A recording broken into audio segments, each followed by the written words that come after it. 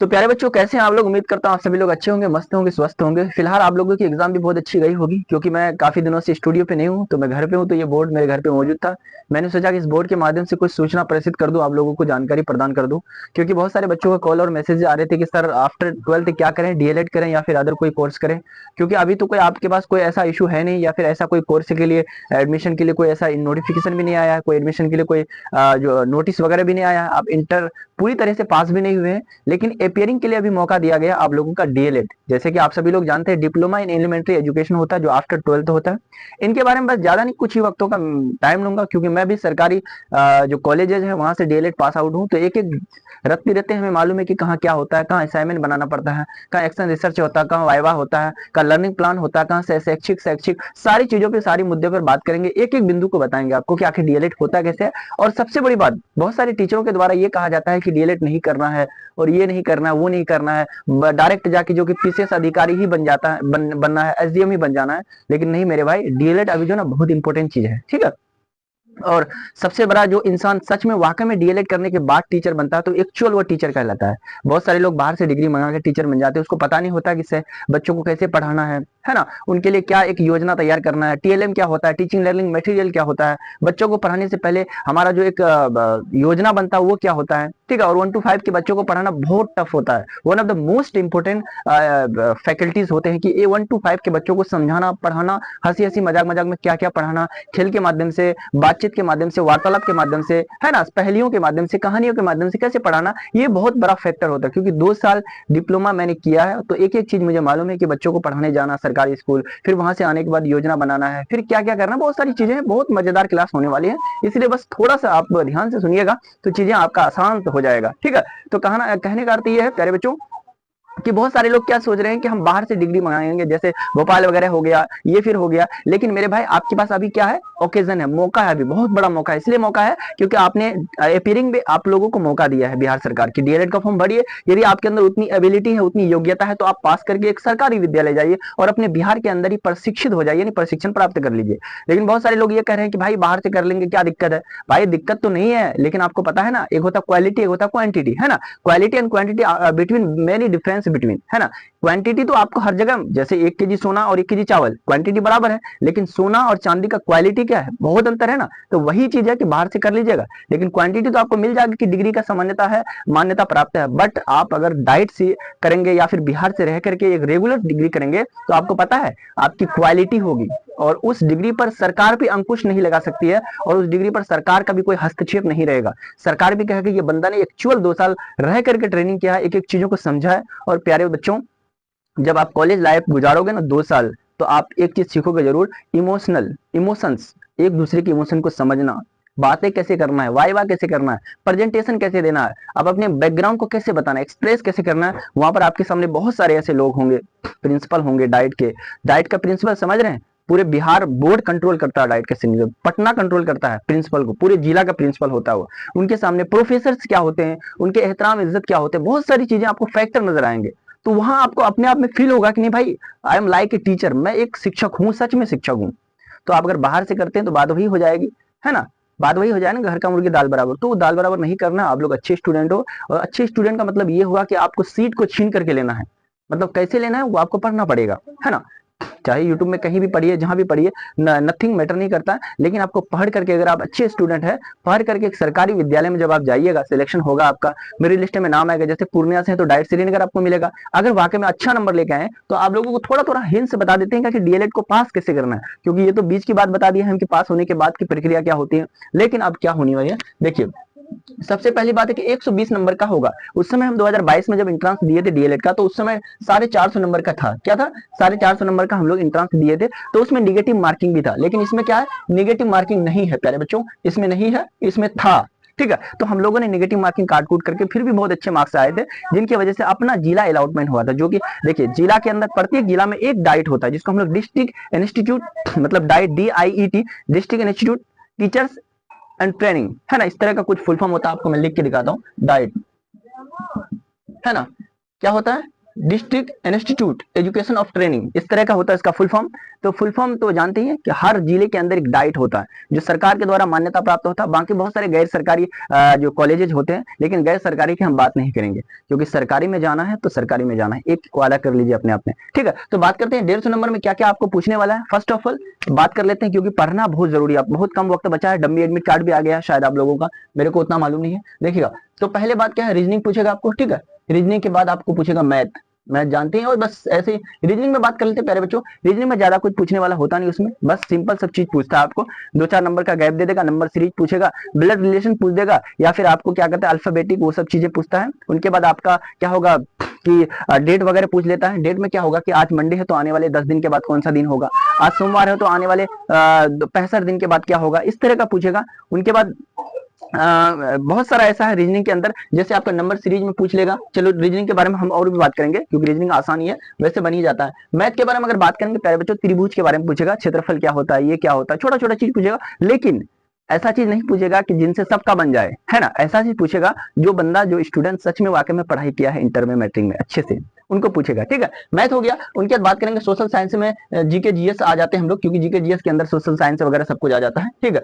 Social science की अगर बात करेंगे तो इसके अंदर बहुत चीजें समझने वाली बात है, आप लोगों को समझिएगा ध्यान से कि इनके अंदर पूछने वाला क्या है। जैसे महात्मा गांधी की जन्मदिन सब जानता है कि भाई 2 अक्टूबर 1869 को पोरबंदर गुजरात में हुआ था, लेकिन ये बहुत कम लोग जानता है कि नटाल इंडियन कांग्रेस की स्थापना कब किया था, या फिर साबरमती आश्रम की स्थापना कब किया था, है ना। ये सारी चीजें बहुत कम लोगों को पता है कि महात्मा गांधी दक्षिण अफ्रीका से कब भारत पूरी तरीके से भोटिया विस्तार मान के आए थे, कब आए थे, एग्जैक्ट डेट पूछेगा आपको। जैसे आप सभी लोगों को पता है ना, 9 जनवरी 1915 को आए थे, और 9 जनवरी को क्या होता है, भारतीय प्रवासी दिवस भी मनाते हैं। तो एकदम फैक्ट आपको पूछने वाला है। उनके बाद अगर बात करेंगे जीके जी में बहुत सारी चीजें हैं, महात्मा गांधी से रिलेटेड 2-3 नंबर तो पूछ ही लेता है। उनके बाद भारत की जो अगर बात करेंगे भारत के बारे में, है ना, वर्तमान में कौन क्या है, थोड़ा थोड़ा करंट भी आता है।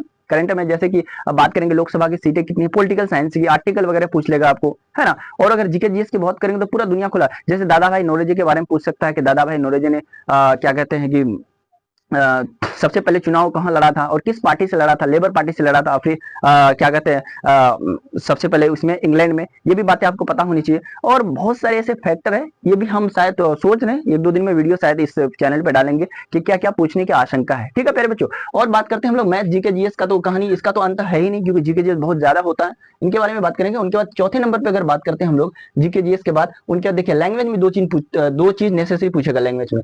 पहला होता है उर्दू, ठीक है, जो बच्चे कैटेगरी वाले हैं उर्दू वाले, तो निश्चित रूप से उसको उर्दू का 30 नंबर की तैयारी करना है, 30 नंबर पूछता है उर्दू में। अगर बात करेंगे वो भी शायद 30 या 20 पूछेगा, इसमें थोड़ा मैं कंफ्यूजन हूँ, ठीक है, मैं देखा हूँ इसमें। उर्दू की बात करेंगे, उर्दू की बात करेंगे, उसके बाद दूसरे नंबर पे लैंग्वेज में आता है हिंदी। देखिए जो बच्चा का अगर उर्दू है तो हिंदी नहीं रख सकता वो, उनके बाद उर्दू प्लस इंग्लिश हो जाएगा उनका, ठीक है। अगर जिसका उर्दू नहीं है तो हिंदी प्लस इंग्लिश हो जाएगा, यही 2 नंबर पे खेला होगा। क्योंकि जब आप फॉर्म भरे होंगे तो उस समय आपको सिलेक्शन वगैरह करने का आया होगा कि यदि आप इंटर में आपका उर्दू है तो उर्दू भरिए, नहीं है तो नहीं भरिए, इस तरह का फॉर्म में आया होगा। आप लोग वो सब चीज डिसाइड कर लीजिएगा आराम से, वो सब हो गया, ठीक है। तो reasoning, math, GK GS, English, Hindi, Urdu, ये सारी चीज बस इतना ही पूछने वाला है। अब अगर बात करेंगे थोड़ा बहुत साइंस का, ठीक है, साइंस में आप क्या पूछने वाला प्यारे बच्चों, देखिए धातु अधातु ये सब पूछ लेता है। कभी कभी 2-3 एग्जामिनर का बहुत सारे ऐसे जो बहुत इंटरेस्टिंग सवाल सब होता है कि कौन से ऐसे अधातु है जो कमरे के ताप पर पिघल जाता है, अधातु है ना, कमरे के तापमान पर, जैसे ब्रोमीन हो गया। आपका पूछ देगा कि हेलोजन ग्रुप क्या है ना, और टोटल आवर्त कितने हैं, आवर्त सारणी के बारे में वो सब पूछेगा पूरा सारी तरीके से। उनके रासायनिक समीकरण, भौतिक समीकरण, ये सब होता है ना, केमिकल, फिजिकल, इनके बारे में भी बहुत अच्छे से पूछेगा। जैसे एक क्वेश्चन आप लोगों को देते हैं, फॉर एग्जाम्पल मान लो कि थोड़ी देर के लिए हमारा क्या है ना, ये मान लो थोड़ी देर के लिए मोमबत्ती जल रहा है, ठीक है, मोमबत्ती है, तो मोमबत्ती का जलना क्या है, हमारे पास क्या रासायनिक अभिक्रिया है या भौतिक अभिक्रिया है ना, रासायनिक परिवर्तन या भौतिक परिवर्तन है। तो इसमें बहुत सारे लोग बोलेंगे कि सर अगर मोमबत्ती जल रहा है तो पिघल रहा है, पिघलने के बाद ये सारे मोम जो होंगे तो फिर से हम इसको उत्पन्न कर सकते हैं, फिर से पैदा, फिर पुनः तरीके से हम लोग ये रिफेरेंस कर सकते हैं। तो एक तरह से अगर देखा जाए तो भौतिक परिवर्तन होगा, लेकिन नहीं, यहाँ तो जल भी रहा है ना, जलने के बाद जलने के बाद ऊर्जा और प्रकाश भी हमें मिल रहे हैं ना, तो देयर आर दोनों टाइप इसमें हो जाएंगे, दोनों चीज इंक्लूड हो जाएंगे, रासायनिक परिवर्तन, भौतिक परिवर्तन, दोनों इसको कहा जाएगा। समझ पा रहे हैं, बस यही सब चीज है। अगर ये सब चीजों को, अगर आप जो लोग फॉर्म भर लिए उनके बारे में बात कर रहा हूँ, अगर ये सब चीजों को अच्छे तरीके से करके जा रहे हैं, इसके रिगार्डिंग मैं भी वीडियो बनाऊंगा शायद अपने चैनल पे, या फिर आप जहां भी रहेंगे उसके रिलेटेड आपको इन्फॉर्मेशन देते रहेंगे। तो ये सारी चीजें होती है। देखिए 120 का आप हम लोग थोड़ा सा बात कर लेते हैं, चलो ये पढ़ाई लिखाई की बात थी। अब पढ़ाई लिखाई के बाद अब तो बहुत कम वक्त बचा आप लोगों का, उनकी तैयारी भी करना है, और जो स्टूडेंट लगभग ठीक ठाक स्टूडेंट है वो तो निकाल ही लेगा। अब देखो बच्चों क्या करना है, एप्लीकेशन कितना आया होगा, है ना। अप्लाई बहुत सारे लोग किया होगा ना, क्योंकि अपीयरिंग वाले लगभग 8-10 लाख होंगे ही, है ना। फिर पहले वाले जो लोग चाहते हैं कि भाई इंटर जिसका हो गया 2024 में, वो लोग भी तो चाहते होंगे कि डीएलएड करने के बाद एक सरकारी स्कूल जाएंगे, वहां पर एक सरकारी कॉलेज जाएंगे, ट्रेनिंग करेंगे 2 साल का, थोड़ा ठीक ठाक से ट्रेनिंग करेंगे, तो वो लोग भी चाहता होगा ना। तो मेरे ख्याल से 10 लाख, है ना, 10 लाख से एभव भी होगा। क्या होगा? एभव भी स्टूडेंट क्या किया होगा? अप्लाई किया होगा। अप्लाई मतलब जानते हैं ना कि फॉर्म भरा होगा, ठीक है। तो इनके अंदर सीटें कितनी है टोटल, बात करते हैं हम लोग कि सरकारी विद्यालय में, गैर सरकारी विद्यालय में कितनी सीटें हैं बिहार के अंदर। तो बात करते हैं 9,150 सीट जो है ना प्यारे बच्चों, ये गवर्नमेंट कॉलेज का सीट है, ठीक है। गवर्नमेंट कॉलेज का, जैसे डाइट है ना, district institute of training education है, इसमें डाइट के अंदर 9,150 सीट है। टोटल सीट कितने हैं? टोटल सीट की बात करते हैं पूरे बिहार में ट्रेनिंग कॉलेज के अंदर टोटल सीट है 31,050 सीट है टोटल। इनमें से 9,000 छांट लीजिए तो लगभग कितना हो जाता है? लगभग 22,000 समथिंग सीट आ जाता है, 22,000 लगभग, मतलब अबाउट में 22,000 सीट क्या होगा प्यारे बच्चों? 22,000 जो सीट होंगे ना, ये गैर सरकारी यानी नॉन गवर्नमेंट कॉलेज में आएंगे। ये प्राइवेट कॉलेज जिसको हम लोग बोल सकते हैं, प्राइवेट कॉलेज के लिए ये सीटें हैं, ठीक है। 22,000 बाकी सरकारी सीटें। तो हमको लड़ना किससे है? हमको फाइट कैसे, कहाँ करना है? प्राइवेट के लिए। प्राइवेट के तो ऐसे 100 के एग्जाम दीजिएगा तो प्राइवेट लगभग आ ही जाता है अगर ठीक ठाक स्टूडेंट है। तो हमको जाना किसमें है? सरकारी में जाना है। तो सरकारी में जाने के लिए हमें कितना नंबर का एग्जाम देना पड़ेगा? 120 नंबर का, ठीक, 120 नंबर का एग्जाम देना पड़ेगा। और इस 120 नंबर के अंतर्गत करना क्या पड़ेगा आपको? कम से कम, अगर आप ईबीसी से हैं, बीसी से हैं, एससी एसटी से हैं, या फिर जनरल से, देखिए जनरल वालों का नंबर बहुत ज्यादा लाना पड़ेगा। यदि आप जनरल कास्ट में हैं, ठीक है, तो नंबर बहुत ज्यादा लाना पड़ेगा। 120 की अगर बात करेंगे तो मिनिमम आपको, अगर मान लेते हैं कि कैटेगरी वाले हैं, ईबीसी, जैसे ईबीसी उर्दू वालों की बात करते हैं हम लोग अक्सर, ठीक है, ईबीसी उर्दू वालों की बात करेंगे तो 120 में कम से कम आपको 80 टू 90 नंबर लाना पड़ेगा। क्योंकि इस बार क्या है प्यारे बच्चों, इस बार बहुत भीड़ है, और इस भीड़ में आप लोगों को कम से कम अपना, देखिए बहुत सारे लोग कहते हैं बाहर से करेंगे, लेकिन भाई बाहर से वही करता है जिसका दिल मुर्दा होता है। और यह 2-3 कंडीशन इसमें हम आपको बताते हैं। बाहर से वही लोग करेंगे जो लोग सोचते हैं कि भाई घर पे काम है या फिर कुछ अदर काम कर रहे हैं, हम तो बाहर से डीएलएड करेंगे, डिग्री आ जाएगी। लेकिन जो लोग सच में वाकई में चाहते हैं कि नहीं हम करेंगे और अपनी काबिलियत का पहचान देंगे, क्योंकि आप जानकार है काबिल है आपके पास, तो काबिलियत को क्यों नहीं दिखाना है? बिहार सरकार को दिखाना है कि भाई मेरे अंदर नॉलेज है, तब पर मैं जाऊंगा, मैं डिजर्व करता हूँ सरकारी कॉलेज में, सरकारी कॉलेज लेके रहूंगा, और लेने के बाद 2 साल की ट्रेनिंग करूंगा, उसके बाद टीचर बनूंगा और बेहतर टीचर बनूंगा, समाज के लिए एक प्रेरणा का स्रोत बनूंगा। तो इस तरह का होना चाहिए हमारे अंदर। तो हमको क्या लाना पड़ेगा? 80 से लेकर लगभग 85 नंबर तक कम से कम लाना पड़ेगा, ठीक है। अगर आप लाते हैं तो आपका 100% एक सरकारी गवर्नमेंट सिलेक्शन में हो जाता है। क्योंकि इस बार की बात कर रहा हूँ 2000 जो लोग मतलब 24 से 26 सेशन वाले थे प्यारे बच्चों, 81 नंबर वाले का लास्ट में स्पोर्ट एडमिशन नहीं हुआ था। मैं डाइट में ही था उस समय। 81 वाले ना रो रहा था कि भाई 80 नंबर लाए और जनरल था मेरा नहीं हो पाया। तो ये सब चीजें हैं। तो आपको क्या करना पड़ेगा? पढ़ना। अगर चाहते हैं कि वाकई में हम सरकारी कॉलेज जाएं तो आपको अभी से पढ़ना पड़ेगा, समझे, बहुत पढ़ना होगा। क्योंकि बहुत जल्दी एग्जाम हो जाएगा इंट्रांस का, और इंट्रांस एग्जाम होने के बाद आपका जस्ट फटाफट रिजल्ट आ जाएगा, फटाफट सारा कुछ प्रक्रिया हो जाएगा। तो ईबीसी वालों के लिए कम से कम 80 से लेकर 90 नंबर आपको लाना पड़ेगा, ठीक है, 80 से नहीं। बाकी जनरल वाले हैं तो जनरल वाले के बाद यही कहेंगे कि 85 से लेकर 95 तक आपको कम से कम 120 में लाना पड़ेगा हर हालत में, तभी कुछ होने की चांस है। नहीं तो भाई भीड़ बहुत है, 10 लाख स्टूडेंट फॉर्म भरेंगे, और इन 10 लाखों में अंदर, ये 10 लाखों में आपको 9,000 में आना है, ठीक है। बाकी इधर उधर करके देंगे तो फिर वही उसी में आएंगे प्राइवेट में। और प्राइवेट का खर्चे जानते कितना होगा? खर्चे बता रहे हो, सुनो पहले, ठीक है। मैंने किया था सरकारी से, सरकारी का खर्च मैं बता रहा हूँ। एक गवर्नमेंट कॉलेज का कितना खर्च होता है बता रहा हूँ मैं, ठीक है। टोटल एडमिशन फी वगैरह हो गया, रजिस्ट्रेशन फी हो गया, एग्जामिनेशन फी हो गया, सारा फी बता रहा हूँ मैं कि एक टोटल खर्च कितना होता है। देखिए 11,500 फर्स्ट ईयर का लेगा आपका एडमिशन का, ठीक है। अगर आप ईबीसी बीसी हैं, जनरल है तो 11,500। लेकिन एससी और एसटी है, जैसे छोटे कास्ट का है, एसटी या एससी है, तो आपको कितना लेगा प्यारे बच्चों? आई थिंक 8,500 लेगा, ठीक है, फर्स्ट ईयर का। और सेकंड ईयर की अगर बात करेंगे, सेकंड ईयर में 8,500 लेगा यदि आप बीसी है तो, ठीक है। और सेकंड ईयर जैसे आ जाएगा तो ये लोग का लेता है 7,500 आई थिंक, ठीक है। तो इस तरह का मतलब टोटल ले दे करके अगर बात करेंगे हम लोग दोनों साल का एडमिशन का फी मात्र है तो लगभग 20,000 में आपका कंप्लीट हो जाएगा टोटल, 20,000 में, ठीक है। 20,000 में आपका कंप्लीट हो जाएगा सरकारी। और ऊपर से आपको इतनी सारी सुविधा मिलेगी, ट्रेनिंग कराने के लिए लेके जाना पड़ेगा, बहुत कई जगह बहुत सारे फंक्शन होगा, है ना। उनके बाद आपका फेयरवेल वगैरह होगा, मतलब मजा आने वाला। कॉलेज लाइफ अगर जीना है तो आपकी तैयारी बिल्कुल अच्छी होनी चाहिए, ठीक है। 20,000 में आपका कंप्लीट हो जाएगा, सिर्फ क्या, एडमिशन वगैरह लेकर के दोनों साल का। लेकिन अगर आप रहेंगे, खाएंगे पिएंगे, कपड़ा ड्रेस, बहुत सारा चीज है, शैक्षिक गतिविधि दे देगा आपको, बहुत सारे एक्शन, रिसर्च, लर्निंग प्लान, उनके बाद लेसन प्लान, बहुत सारी चीजें देगा जिसमें बहुत सारे खर्चे भी होते हैं। कलम है, कॉपी है, पेन है, बहुत सारी चीज है, ड्रेस है, अपना खाना पीना है, उनके थोड़ा पॉकेट खर्चे भी होता है अगर आप रहेंगे तो कॉलेज के आसपास, बहुत सारी चीजें खर्च करना पड़ेगा आपको, है ना। तो ले दे करके आई थिंक अगर बात करेंगे तो आपका लगभग लाख रुपए खर्चे हो सकता है, ठीक है, अगर आप रह करके करेंगे 1 लाख। लेकिन अब चलिए हम लोग प्राइवेट की बात करते हैं। बहुत सारे लोग बोलते हैं ना सर प्राइवेट में मेरा 90,000 में हो जाएगा, 80,000 में हो जाएगा। बिल्कुल हो जाएगा, लेकिन मेरे भाई आपको एक पैसा का कुछ नहीं सीखने को मिलेगा, कुछ नहीं मिलेगा आपको। आपको ना मूल्यांकन और आकलन में भी अंतर नहीं कर पाइएगा। आपके मूल्यांकन, असेसमेंट क्या होता है, इवैल्यूएशन क्या होता है, ठीक है, कुछ नहीं कर पाइएगा आप।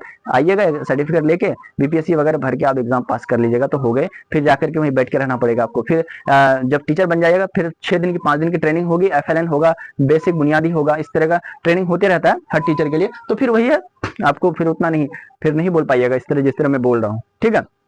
तो ये सारी चीजें होती है। आपको क्या लगेगा बाहर की, अगर प्राइवेट की बात करेंगे, जो लोग सोचते होंगे, जिसके मन होगा कि मैं प्राइवेट से भी करूंगा, तो उनके लिए मैं बता दूं भाई, मेरे ख्याल से प्राइवेट में 1 लाख के करीब तो लगभग लग ही जाएगा। एडमिशन वगैरह आना जाना इधर उधर खर्चे होते 1 लाख लग जाएगा।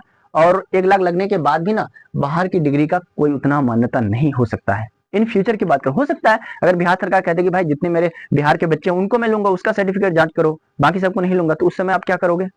यही बोलोगे कि बाहर से डिग्री लिए थे। तो बाहर से अगर डिग्री ले रहे तो इसका मतलब आप डिग्री खरीद रहे हैं, पढ़ नहीं रहे हैं, है ना। और यहाँ जो आप डाइट से या किसी सरकारी संस्थान से अगर आप एडमिशन करके ट्रेनिंग करके जाएंगे तो आप एक एक नंबर, इसका मतलब है कि एक एक बूंद पसीना बहा के आपको लेना पड़ेगा।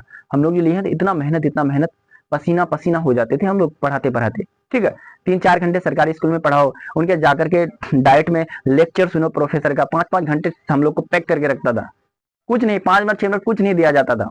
जब जैसे आए फिंगर लगाओ बाहर निकलो, फिर फिंगर लगाओ फिर बाहर निकलो, अटेंडेंस, ये दिस डेट, बहुत सारा कुछ। 3 दिन नहीं आते थे, चौथे दिन नोटिस घर पे कि भाई बच्चे क्यों नहीं आ रहा है, इसका एडमिशन रद्द हो जाएगा, री एडमिशन का पैसा लगेगा। ये सरकारी की बात बता रहा हूँ। प्राइवेट में कुछ नहीं भाई, सो के रहो, एडमिशन कर लो, सो जाओ, बस आएगा नोटिफिकेशन कान पे टन टन, या फिर चले जाना पड़ेगा। तो ये सारी चीजें हैं, ये सारे डीलेट के बारे में आप बताए, ठीक है।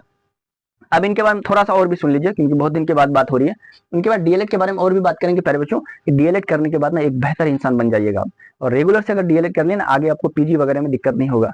पीजी का जैसे एमएड वगैरह करेंगे ना, उनके बाद आपको ट्रेनिंग व्रेनिंग करने की उतनी ज्यादा जरूरत नहीं पड़ेगी। तो ये था गैर सरकारी सरकारी में अंतर। समझ में आई? समझ में आई तो आप लोग फीडबैक जरूर दीजिएगा, क्या करना नहीं करना है, ये सब भी चीजें आप जरूर